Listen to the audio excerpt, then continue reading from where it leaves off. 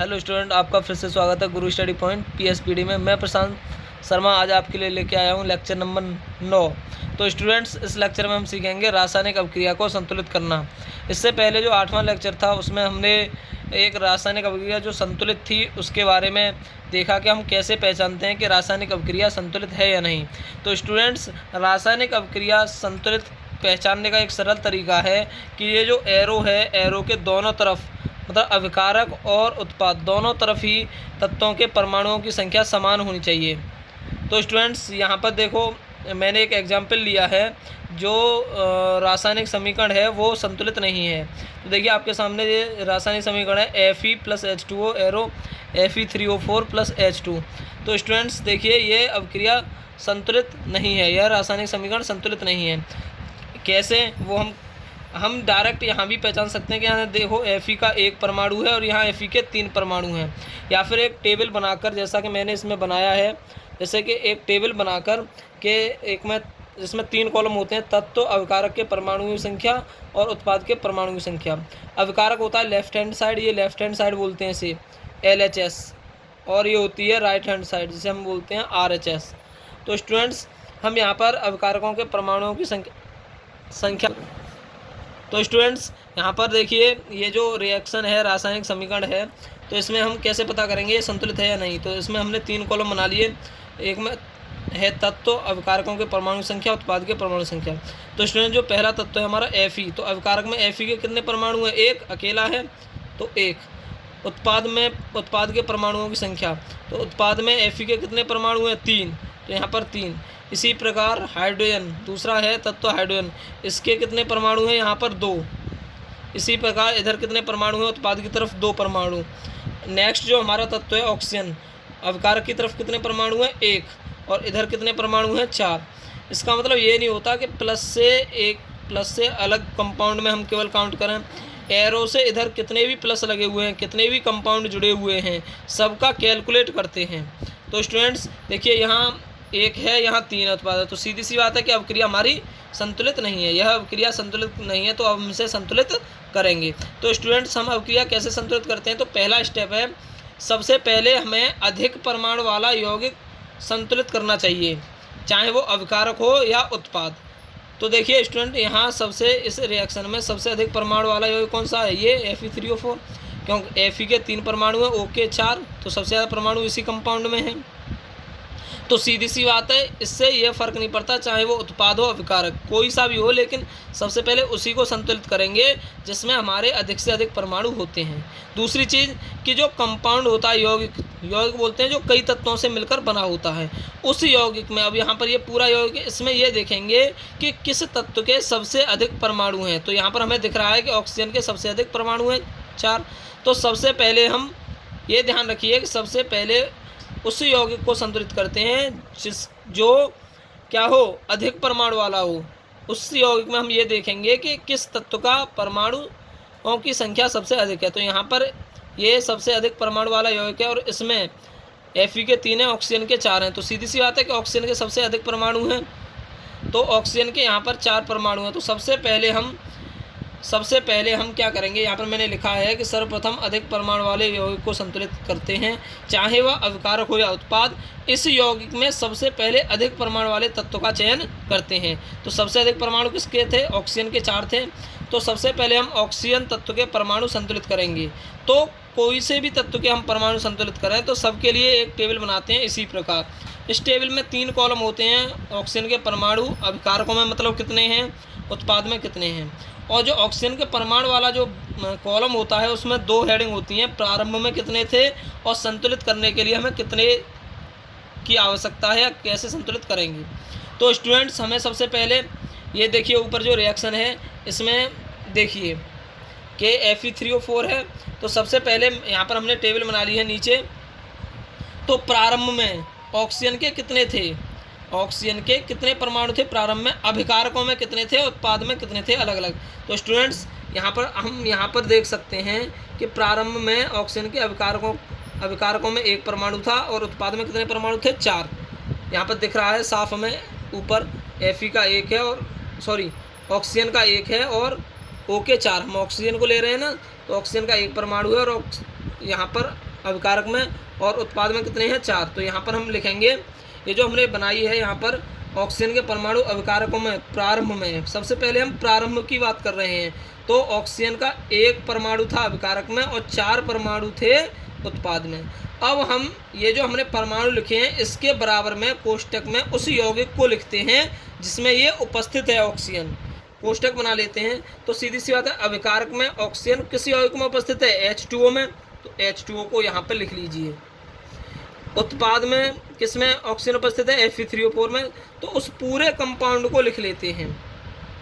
इसके बाद अब हम क्या करेंगे कि यहाँ संतुलित करने के लिए यहाँ 1 था, यहाँ 1 परमाणु है और यहाँ कितने हैं 4। तो सबसे अधिक परमाणु जो होता है उसके बराबर करने होते हैं, जो सबसे कम परमाणु होता है यहाँ पर 1 है, तो इस 1 को हमें इसके बराबर करना चाहिए, तभी तो इक्वल होंगे कि नहीं। तो सीधी सी बात है, अगर इस 1 में हम 4 का मल्टीप्लाई कर दें, इस 1 में 4 का गुणा कर दें, तो ये 4 के बराबर हो जाएगा कि नहीं। अरे उत्पाद में ये 4 परमाणु हैं, इसके बराबर हो जाएगा नहीं, इसे 1 में 4 का गुणा करने पर, सीधी सी बात है हो जाएगा। तो स्टूडेंट्स अब हम क्या करेंगे यहाँ पर कि देखिए अपनी जो रिएक्शन थी हमारी स्टार्टिंग वाली उसे उतार लीजिए, Fe plus H2O arrow Fe3O4 plus H2। सबसे पहले हम ऑक्सीजन को संतुलित कर रहे हैं, तो सीधी सी बात है उत्पाद में 4 के 4 ही थे ऑक्सीजन, कोई परेशानी नहीं।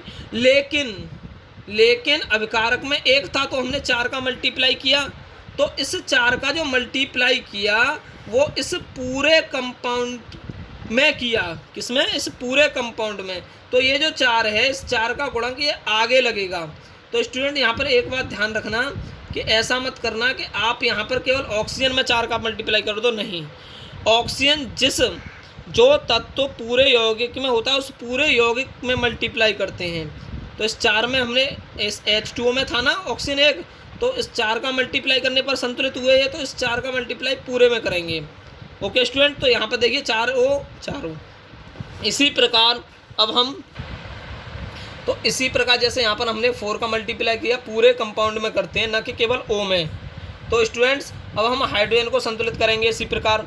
तो देखिए हाइड्रोजन के अब प्रारंभ में, अब हमें जो हाइड्रोजन के परमाणु हैं, अब प्रारंभ से मतलब नहीं रहा, अब ये प्रारंभ है, ये वाली जो रिएक्शन हमारी निकल के आई है इससे मतलब है, न कि जो स्टार्टिंग में हमें दे रखी थी उससे कोई मतलब नहीं है। अब जब हमने ऑक्सीजन संतुलित कर लिए तो संतुलित करने पर जो हमारा समीकरण बना उससे मतलब होता है। तो स्टूडेंट्स देखिए कि यहाँ पर जो है कि अब हम क्या करेंगे कि जो यहाँ पर अब हम देखेंगे कि प्रारंभ का मतलब ये जो ऑक्सीजन के संतुलित किए थे जिस समीकरण में, उस समीकरण से मतलब होता है, ये नहीं कि स्टार्टिंग में जो समीकरण था उससे कोई मतलब नहीं है। हमने इसमें ऑक्सीजन संतुलित किए तो अब इससे मतलब है हमारा, इस समीकरण से मतलब है, उससे नहीं। तो प्रारंभ में इसमें देखिए अविकारक में हाइड्रोजन के कितने परमाणु हैं, 2 चौक 8, ये इन दोनों का मल्टीप्लाई हो जाता है, 4 दूनी 8 परमाणु अविकारक में। उत्पाद में कितने परमाणु हैं, 2। तो अविकारक में किस कंपाउंड में परमाणु है, H2O में, सीधी सी बात है 4H2O में। इधर H2 में है केवल, उन कंपाउंड को ब्रैकेट में लिख लेते हैं, जैसे 4 दूनी 8 परमाणु थे, इधर केवल 2 थे, तो ये जो 8 थे वो किस में थे, 4H2O में, तो ये हमने लिख लिए ब्रैकेट में। ये 2 थे किस में थे, H2 में। अब देखिए संतुलित करने के लिए यहाँ कितने थे, 8, और यहाँ कितने हैं, 2। तो हमने बताया था आपको कि जो अधिक होता है उसके बराबर करते हैं कम वाली संख्या को। तो इस 2 को 8 के बराबर करना है, तो कितने का मल्टीप्लाई करेंगे, 4 का। कितने का, 4 का, सीधी सी बात है। तो ऊपर वाली रिएक्शन है उसको उतारिए आप, Fe plus 4H2O arrow Fe3O4 plus H2। यहाँ थोड़ा सा गैप कर देते हैं। अब देखिए इसमें तो कोई, इस 4H2O में तो कोई किसी का गुणा नहीं हुआ, लेकिन ये जो H2 थे इसमें जो 2 परमाणु थे उसमें कितने का मल्टीप्लाई हुआ, 4 का। तो H2 के जो 2 परमाणु थे उसमें 4 का मल्टीप्लाई हुआ, तो जो मल्टीप्लाई होगा उत्पाद में मल्टीप्लाई हुआ, सीधी सी बात है H2 में। तो जो मल्टीप्लाई होगा ये आगे करेंगे, 4 का गुणांक आगे, क्योंकि H2 2 परमाणु थे और 2 में हमने 4 का मल्टीप्लाई किया तब 8 हुआ। तो देखिए 4 का मल्टीप्लाई करेंगे यहाँ पे आगे करते हैं, मैंने आपको पहले ही बताया था। ऐसा मत कर देना कि 4 दूनी 8 यहाँ डायरेक्ट लगा दो, गलत हो जाएगा। जो H2 तो हमारा ऑलरेडी था ही ऊपर, लेकिन 4 का मल्टीप्लाई हुआ, तो जो 4 का मल्टीप्लाई होता है वो कंपाउंड के आगे होता है। जैसे उत्पाद में हमारा कंपाउंड क्या था, केवल H2 था, तो इसके आगे होगा 4 का मल्टीप्लाई। तो सीधी सी बात है, 4 दूनी 8, 4 दूनी 8। अब बचा हमारा आयरन संतुलित करने के लिए। इसी प्रकार हम आयरन को संतुलित करेंगे। तो प्रारंभ का मतलब है, अब इस रिएक्शन से मतलब है, स्टार्टिंग वाली से नहीं, जिसमें हमने हाइड्रोजन संतुलित कर लिया, अब इससे मतलब है। तो इसमें देखिए Fe का कितना है 1, इसमें Fe का कितने हैं 3। तो Fe इसमें किस कंपाउंड में, केवल Fe में अकेला है, ब्रैकेट में लिखिए। ये किसमें है Fe3O4, उत्पाद में किसमें है Fe3O4, पूरा कंपाउंड लिख लेते हैं। अब संतुलित करेंगे तो यहाँ क्या है 1, यहाँ क्या है 3, तो सबसे अधिक क्या है 3, तो इस 1 को इस 3 के बराबर लाएंगे तो कितने का मल्टीप्लाई होगा 3 का, ये तो सेम रहा। इसी प्रकार अब हम 3 का मल्टीप्लाई किया तो ऊपर वाली रिएक्शन को उतारिए, Fe + 4H2O plus Fe3O4 plus 4H2। तो देखिए ये जो Fe3O4 था उत्पाद में, ये तो सेम है, इसमें किसी का मल्टीप्लाई नहीं, लेकिन जो अविकारक में अकेला परमाणु था इसमें कितने का मल्टीप्लाई हो गया 3 का, तो यहाँ 3 का। तो अब ये जो हमारी रिएक्शन है ये क्या है, संतुलित है। क्या है, संतुलित है। कैसे, देखो 3Fe Fe3, 4 दूनी 8 है, हाइड्रोजन के कितने हुए 4 दूनी 8, 4 दूनी 8, ऑक्सीजन के कितने हैं ये 4। आगे लगने का मतलब है कि ये 4 हैं, मान लो कि यहाँ 1 माना जाएगा तो 1 चौके 4, या फिर आगे 4 का मतलब है कि 4 दूनी 8 तो हाइड्रोजन के हो गए, 4 ये ऑक्सीजन के हैं, ऐसे तो 4 ये ऑक्सीजन के इधर हैं, तो यह क्रिया हमारी संतुलित है।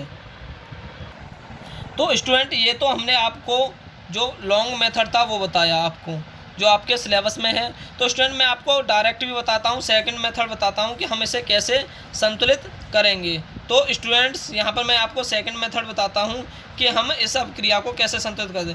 यह अभिक्रिया थी हमारी, अब इसको हमें संतुलित करना है। तो देखिए Fe के कितने हैं 1, और इधर कितने हैं, Fe का इधर परमाणु 1 है, इधर कितने हैं 3, तो सीधी सी बात है, इधर 1 है, इधर 3 है, तो इस 1 को हमें इस 3 के बराबर करना है। तो 3 का मल्टीप्लाई करेंगे तो मल्टीप्लाई कहाँ होता है, आगे, तो 3 लगा दिया आगे।